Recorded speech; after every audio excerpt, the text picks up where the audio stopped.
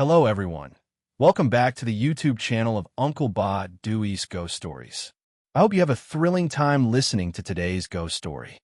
Now, let's dive into today's tale. Dewey will share an intriguing story that happened in CA Mao, and he has named it The Mystery of the Purple Baba Shirt. Let's begin the story, which was sent by a young man whose hometown is in a Western River province during the years 2003 to 2007. His hometown is a familiar area, full of lush trees and fields with sparse houses. People here often farm, raising shrimp and fish, or fish in the river if they don't own land. Although he didn't specify his exact hometown, Dewey guesses it might be back Lu or CA Mao. Describing the scene in front of his house, he mentioned a small river, across which there's a wooden house with a leaf roof. This house is old-fashioned and small, likely for a family of 3 or 4. The story begins with this house. Since childhood, he noticed that the house across the river was always locked, resembling an abandoned place.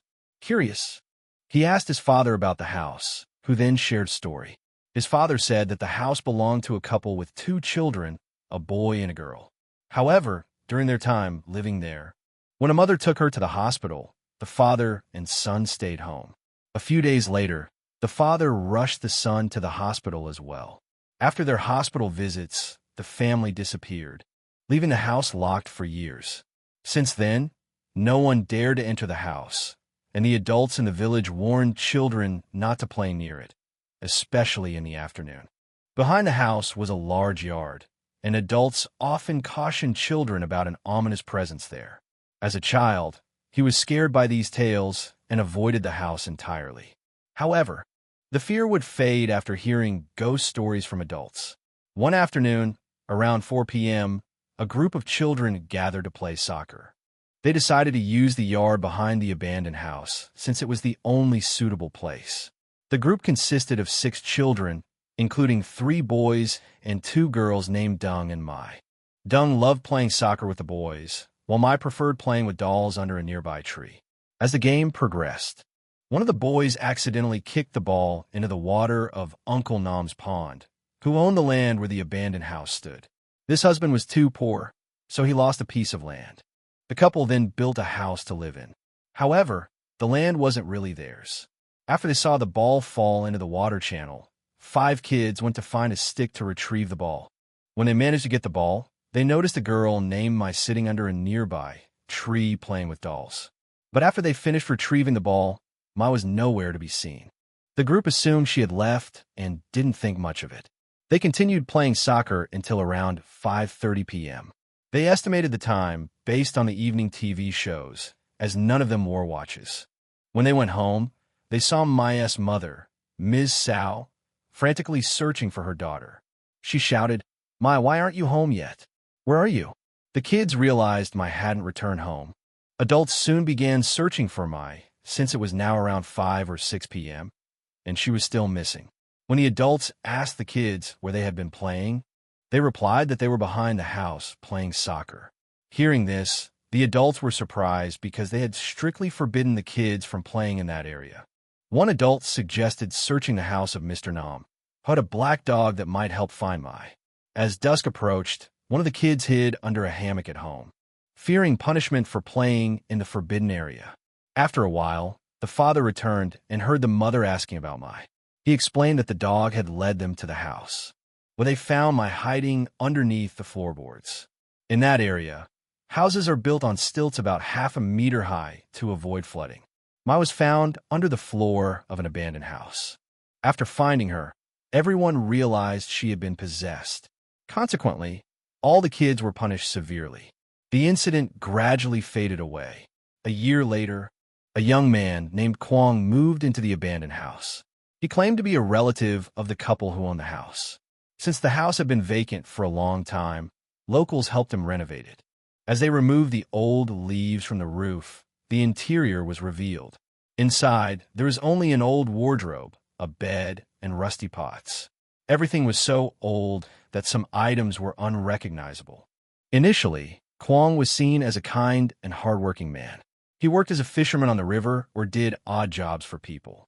He was well liked by the locals, including the narrator's parents, who often chatted and drank tea with him. Kwang even gave money to the narrator occasionally. However, after a short while, Kwang's behavior began to change.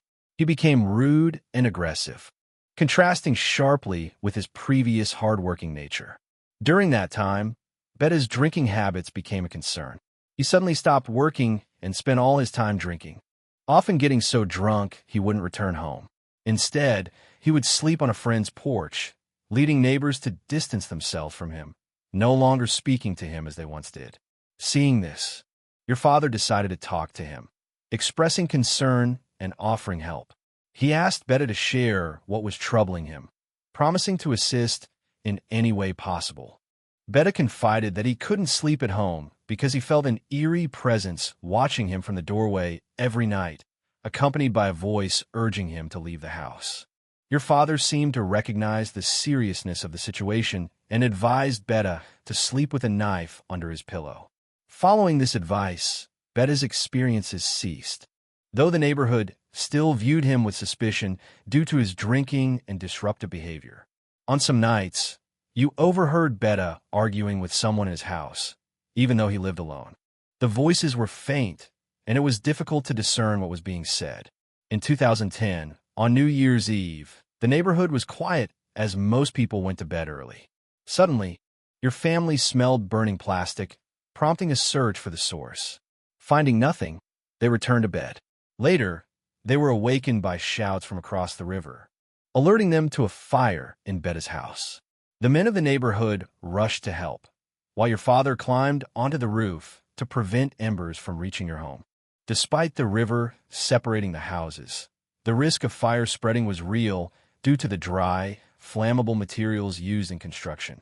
As the fire raged, someone noticed Betta sitting amidst the flames, clutching a box. Despite calls for him to escape, he remained entranced until your father shouted at him, snapping him back to reality. He managed to escape just as the house was consumed by fire. After the fire was extinguished, it was nearly 3 a.m. Your family prepared food for the neighbors who had helped, while Betta, having narrowly escaped, contemplated the night's events. Escaping from that house, he felt like he was on cloud nine, as if he had died and come back to life. He couldn't remember anything. When people asked him questions, he could only mumble and respond vaguely. But one thing puzzled everyone. How did he survive in the middle of the fire without any injuries? He was barely even slightly burned. This was the most mysterious aspect of the incident. The next morning, Mr. Nam and your father returned to Kwang's burnt house to see if there were any valuable items left for Kwang to use. Among the pile of belongings, they found a box, the same box from the previous day. Inside, there was a purple Alba BA and black pants. The sight of these clothes made the villagers suspect something was amiss. They decided to consult a spiritual practitioner to investigate the house and explain why the previous couple had abandoned it. After examining the ruins and the clothes, the practitioner revealed that the house was haunted by the spirit of a woman who had been raped and murdered by someone in Kwang's family. The Alba BA belonged to the deceased woman. Upon hearing this, your father immediately realized the truth and identified the perpetrator as Kwang's grandfather, based on stories his own father had told him. Back in 1983 or 1984, your father and some friends, including Kwang's grandfather, moved to the area to start a new life. Among them was a woman named Tao, who was skilled and hardworking. Your grandmother invited her to join the group to establish a new settlement. However, being a woman, Tao couldn't clear land on her own and instead cooked for the men, including Kwang's grandfather. Tragically, Kwang's grandfather developed lustful intentions towards Tao and eventually raped and accidentally killed her. He confessed to the group, but they decided to cover up the crime due to their familial ties and the isolated location. The incident was buried for years, but Tao's spirit continued to haunt Kwang's grandfather. He sought help from a spiritual practitioner to contain her spirit using a talisman hidden in her clothes, which were stored in the box discovered that morning. Despite the talisman, Tao's spirit, being strong and vengeful, managed to escape and continued to haunt the area. Your grandfather warned your father to avoid the place, and this warning was passed down to you and the other children in the village. After hearing the full story, the teacher knew, so he told me that Tao's resentment was sky high. She was very resentful. However, the day Kwang's grandfather passed away, her resentment subsided because, after all, he was dead. But the reason she remained furious is that the talisman was still in the box, along with her clothes, preventing her from reincarnating and unable to inform anyone. This reignited the hatred in Tao's heart, leading her to harm the family of the couple, who were Kwang's grandfather's descendants. She caused illness and misfortune to that family, forcing them to leave the house. Now, she targets Kwang, intending to burn down his house and kill him in a fire. After understanding the whole story, the teacher said, "All right, let me help Tao's spirit move on by bringing her to the temple to hear prayers and reincarnate peacefully." He then took the box, clothes, and talisman and left.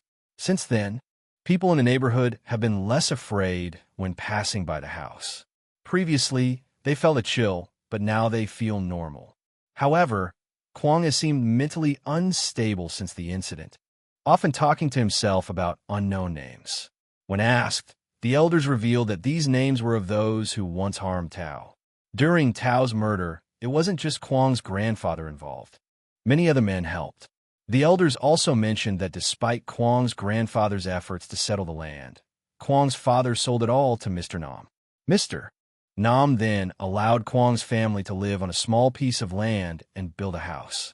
This story conveys a meaningful message about karma. What goes around comes around. The wrongdoings of past generations inevitably affect future ones. The sins of the fathers shall be visited upon the children. This concludes the intriguing story. Don't forget to like and subscribe to Dewey's YouTube channel. Share your thoughts in the comments below, and stay tuned for more exciting stories. Goodbye, everyone. Hello, everyone. Welcome back to the YouTube channel of Dewey's Ghost Stories. I hope you have an exciting time listening to today's thrilling ghost story. As requested by many of you, today Dewey will tell a story about charms and potions. After reading it, Dewey found it incredibly fascinating, so he decided to share these two stories today. These stories were shared by a young man from Triton and Zhang. If you hear this, please comment to let Dewey know. Dewey would like to thank you for your compelling stories and for sharing your experiences, especially since you can't read or write, and have to rely on your friends to send messages or record the stories for Dewey. Dewey had to write them down to narrate them to everyone. Additionally, these stories are sad tales from your family. This is the first time you've sent them to a ghost storyteller on YouTube, which is our channel. Once again, thank you very much. Let's dive into the first story. This story is about your older brother and started with a traffic accident on April 24th, 2021. On that day, your brother was riding his motorcycle on the road near Kakami and Triton and Zhang. He was driving normally, not under the influence, and was on the correct side of the road. Suddenly, a man driving a small truck, possibly under the influence, drove directly into your brother's lane, causing a collision. Both vehicles were likely traveling at high speeds, resulting in your brother being thrown off his bike and hitting a construction barrier. He was severely injured but conscious, feeling dizzy and unable to move. Bystanders rushed him to a nearby hospital where doctors found he had broken both legs and sustained many abrasions. After a year of recovery, your brother's health improved, although he still struggled to walk. Your family decided to find the truck driver to seek compensation for the accident. Upon visiting his house, the driver was unresponsive and refused to discuss compensation. When your mother mentioned seeking legal help, he nonchalantly agreed to face the consequences. Later, your family suspected he had cursed your brother with Khmer and Cha-La charms, as he began experiencing severe pain in his joints, bleeding, and vomiting blood, despite his wounds having healed. Visits to multiple hospitals yielded no answers, leading your uncle to suspect a curse. He directed your family to a local healer, who confirmed your brother was cursed but couldn't help due to the severity. He referred you to a more powerful healer in Longshuyan. This healer discovered the curse involved demons tormenting your brother, causing his pain. The healer suggested two options. Negotiate with the driver to lift the curse or retaliate with a counter-curse. Your family attempted negotiation but faced hostility. Ultimately, they opted for the counter-curse. Afterward, the driver came to your house, admitting he cursed your brother and asking for the curse to be lifted, as his own healer couldn't remove it. Despite the circumstances, your mother showed compassion, acknowledging his return. The old man trained himself and then returned to admit it, so there was nothing left. At this point, my mother took that man all the way to the teacher's house in Longshuyan to have the teacher remove his charm. However, just as she brought him to the teacher's door, the teacher refused outright. The teacher said, "I won't help remove the charm for this man." Why? Because before, I asked this woman to come and negotiate with the man, but he refused. Now that he's been cursed back, he comes here to remove the charm? I can make this charm, but I can't remove it anymore. If the woman comes today, I will help, but not him. Go home. Hearing this, the man had no choice but to leave. Not long after, my family heard from acquaintances near his place that he had died. The whole family was quite shocked because they didn't expect the charm to be that powerful. After his death, his wife came to our house to talk to my mother once more. She said, "My husband has died. I'll give you $5 million. Please take it, as I'm in a difficult situation. If you don't take the money and continue with the lawsuit, I'll have to go to court because my husband was at fault. He drove on the wrong side of the road and hit your son, causing this situation." Seeing that the woman had realized her mistake and offered compensation, my mother agreed and withdrew the lawsuit. At that time, my brother's condition had improved significantly. However, unexpectedly, the COVID-19 pandemic hit, as the accident happened in 2021. During this time, my brother appeared in my mother's dream, saying, "Mom, I'm not dead yet. Please save me. I'm suffering." But in the dream, my mother told him, "Son, you have to pay for your karma. Try to live a good life. I'll help you as much as I can. During your 49 days, I'll offer food. Can you eat it?" My brother replied, "I can't eat it, Mom. There's someone guarding the entrance who won't let me in, and the spirits in the house don't allow me to enter and eat." My mother then remembered the 2 large tiger statues in front of our house. That night, after seeing my brother, she called me, and I cried a lot. That night, I also saw my brother in a dream.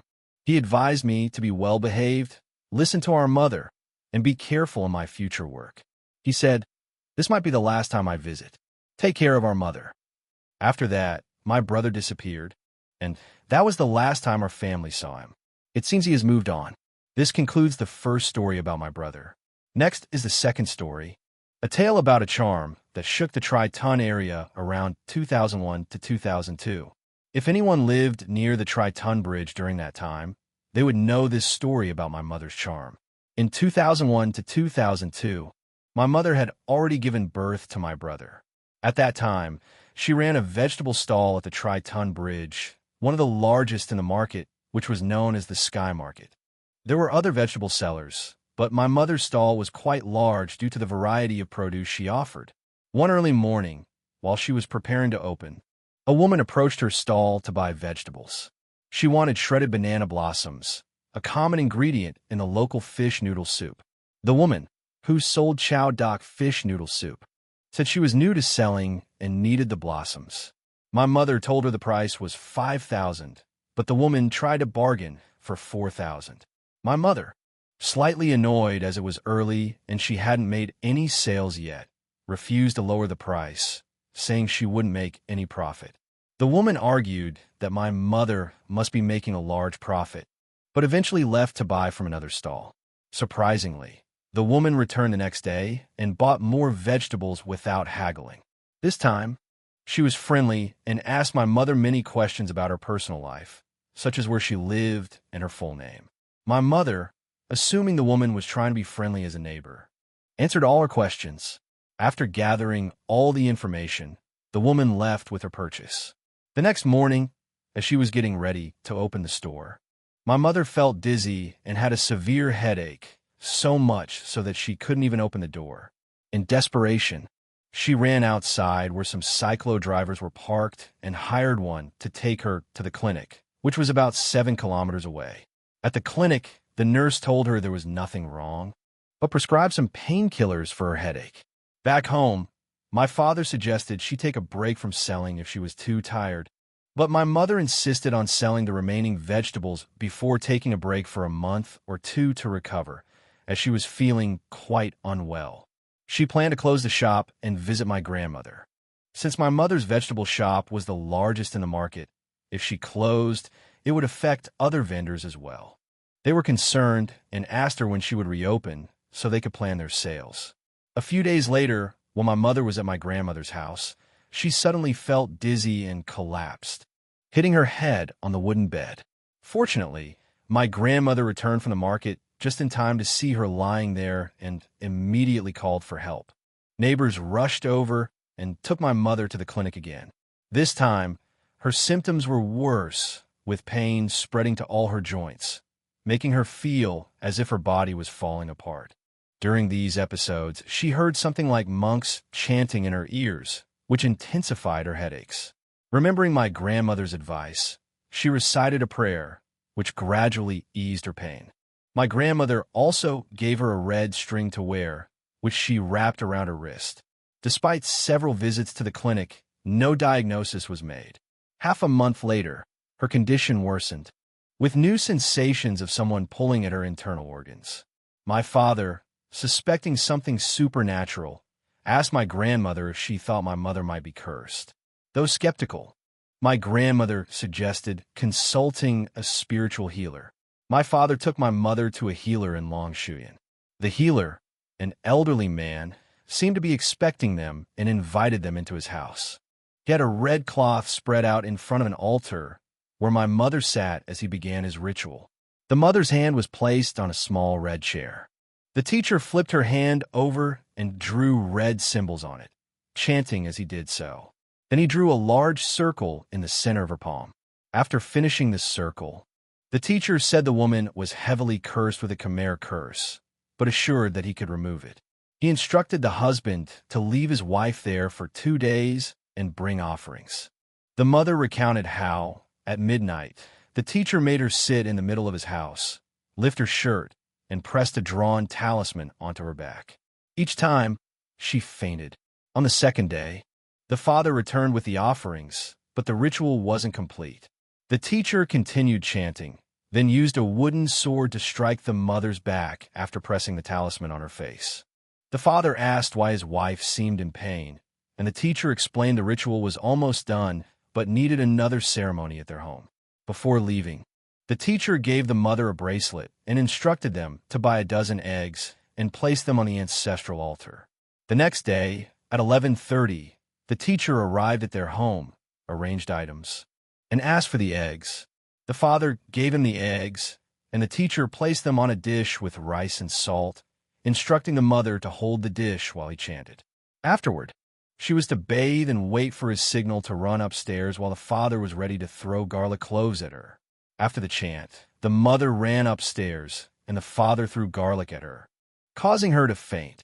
When the eggs were cracked, they found needles, bolts, and blood inside. The teacher instructed the father to dispose of them far away. The couple was relieved, feeling saved from curse. The teacher warned them not to share personal details with strangers as it could be used against them. He refused money but accepted fruit offerings. The mother was shaken by how something as simple as bargaining could lead to such harm. The story was well known in Triton in 2001 to 2002, as the news spread quickly due to the mother's prominent vegetable stall. The tale ends, inviting listeners to like and subscribe for more stories. Hello everyone, welcome back to the YouTube channel of Uncle Ba Dewey's Ghost Stories. I hope you have a captivating time listening to these ghost stories. Today, we will explore 4 intriguing stories from a woman who is currently a Buddhist practitioner at home. She knows a lot about Buddhism. Let's start with the first story, which is about a mentally ill man in her neighborhood. This man lives across from a school, and everyone in the neighborhood knows about him. Despite his mental illness, he sometimes appears normal. The woman once asked him if he knew how to chant Buddhist prayers, and he responded with Nam Mo Adita Fat, indicating a moment of clarity. However, after chanting, his demeanor changed. and his eyes became fierce. The woman suspected that a spirit might be affecting him, as his behavior was unusual. She hoped that chanting would help release any negative energies within him. The woman herself used to practice Buddhism more rigorously before her pregnancy, but due to her health, she now only chants and reads scriptures at home. She noticed that her spiritual energy seemed to diminish over time. One day, while busy with household chores, she felt a heavy weight on her shoulders, as if carrying something burdensome. After chanting, the discomfort disappeared, confirming her suspicion that spiritual practice helped alleviate negative energies. The second story involved a friend of hers who shared an experience about a young man in their community. This man, who was recently married, died in a traffic accident after drinking. His family held a grand funeral, but he returned through a relative, expressing his suffering and hunger. He mentioned being led away by 5 roses, which prevented him from eating. His mother was advised to seek help from monks to perform a ceremony for him. Once, a mother asked 1,000 monks to hold a ceremony for her deceased son, hoping it would bring peace to his soul. Only then did the spirit of her son feel free to leave. He returned briefly to his wife and mother to say he couldn't stay long, as he had to go to the mountains to meditate and wouldn't be around anymore. His wealthy family managed to gather 1,000 monks for the ceremony, which was no small feat after the ceremony. He assured his mother that he was released and would now go to the mountains for meditation. A year later, his wife unexpectedly visited his mother's house, asking permission to place incense for her late husband and to move on with her life. The mother was saddened by this request, as it had only been a year since her son's passing. However, she understood that her daughter-in-law was young and deserved to move forward.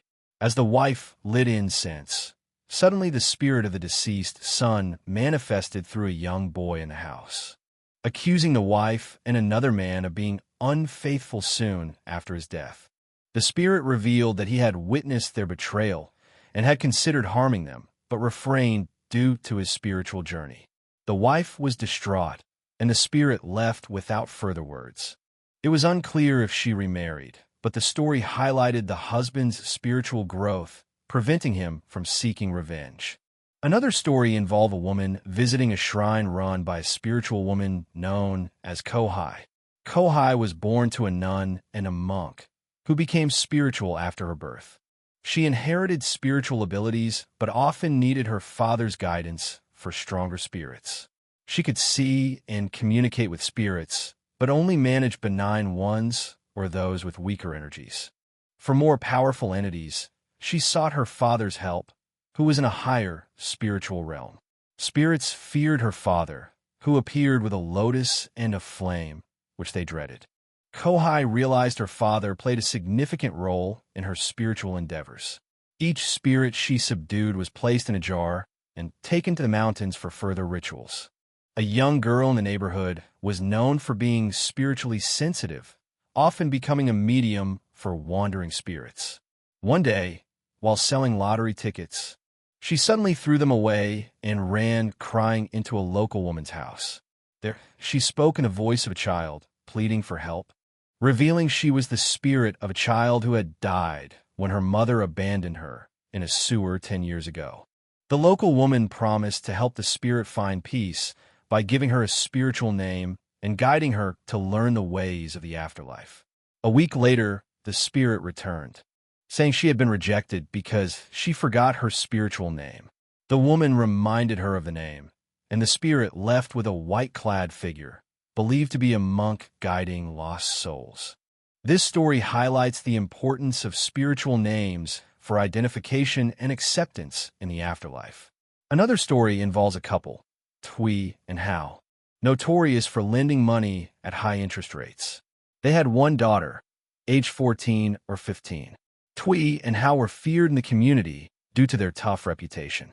A young man named Bao borrowed money from them, but struggled to repay it as the interest grew exponentially. Unable to make payments, Bao went into hiding. Hao, angered by Bao's disappearance, vowed to find him and resorted to threats, illustrating the dangers of lending practices and the severe consequences of debt. It seems that Mr. Bao didn't actually leave the area. He was just hiding around to avoid being found. However, during one of his searches, Mr. Hao accidentally discovered Bao hiding in a bush. Despite chasing him, Bao managed to escape. After that incident, Bao continued to hide, fearing to return home because he knew Hao was aware he was still around. Eventually, due to financial pressure, family issues, and the influence of Hao, Bao felt cornered and made a tragic decision. He consumed poison and ended his life. His body was found on the roadside the next day. When Tui and Hao's family learned about Bao's death, they were initially indifferent since he had already passed away. However, Tui mentioned that since Bao's death, his spirit seemed restless and vengeful, likely seeking revenge against the couple. Fortunately, the couple hadn't encountered Bao's spirit, possibly due to their good fortune or strong spiritual protection. The real tragedy befell their daughter. After a mysterious accident that left her with a severe brain injury, she was declared in a vegetative state. Despite their efforts to seek medical help and praying fervently in temples, a miracle occurred, and the girl showed signs of life. Although she regained consciousness, her mental state was fragile, and she was no longer the vibrant child she once was. Her behavior changed drastically, becoming quiet and occasionally acting erratically. She began leaving home unexpectedly, sometimes traveling long distances without her parents knowing. Despite their efforts to find her each time, the parents were deeply troubled by these incidents. The father noticed that whenever he opened the safe, the daughter would watch him closely and later steal large sums of money. Frustrated, but still loving their child, they decided to reduce their lending activities and sought spiritual solace. The father suggested admitting her to a mental health facility for treatment, hoping she might recover. However, the mother refused, fearing mistreatment and wanting to care for her at home. Despite this, the daughter continued to wander off, even traveling to distant places, yet somehow the parents always managed to find her. Eventually, they decided to admit her to a mental health facility, hoping it would be in her best interest. Now, if you don't let me take her to the mental hospital, it's better to send her there than to let her die on the streets. After sending the girl to the mental facility, she became very sweet. Normally, when her mother visited, she would easily approach her and listen to everything, unlike when she was at home. After a few visits, the mother noticed that her daughter seemed to have improved and thought it was good to have her there. The following week, they planned to meet the doctor to do the paperwork to bring her home. On the day they brought her home, she seemed normal and didn't show any unusual behavior. The news of her coming home spread, and a family friend from the neighborhood, let's call her Ms. Hung, came to visit. Ms. Hung, who was also a Buddhist, intended to teach the girl some Buddhist principles, as she knew the girl's parents were not spiritual and just thought she was crazy. Ms. Hung knew the girl's parents were involved in shady activities and suspected there was a spiritual issue. Ms. Hung asked the girl if she knew how to chant Buddhist prayers. The girl responded affirmatively, but struggled to remember the words, even though she was 15 years old and in high school. Ms. Hung had to guide her word by word, like teaching a child to spell. After the girl finally recited the phrase, Ms. Hung encouraged her to say it often. After visiting, Ms. Hung went home, but soon experienced a severe headache and felt exhausted, as if she had done intense exercise. Her husband and son, who were already resting in the room, reported similar symptoms. Ms. Hung suspected a spiritual disturbance and thought about the girl and her family's possible connection to the supernatural. She realized that by teaching the girl to chant, she might have upset a spirit seeking revenge on the family for their wrongdoings. Despite feeling unwell, Ms. Hung lit incense and prayed, asking the spirits for forgiveness, explaining that she only wanted to help her niece and had no intention of interfering in their matters. After her prayers, she promised to dedicate her chanting to the spirits. Shortly after, her family felt better. Reflecting on the incident, Ms. Hung was surprised by the spirit's power. Although she regularly visited the temple, she hadn't expected such a strong reaction from teaching the girl a simple chant. The girl's condition remained unchanged, and she continued to cause trouble for her parents, stealing money and giving it away without remembering her actions. Her parents were still struggling with her behavior, feeling like she was trying to ruin them. This story is ongoing, and the girl's situation has not yet improved.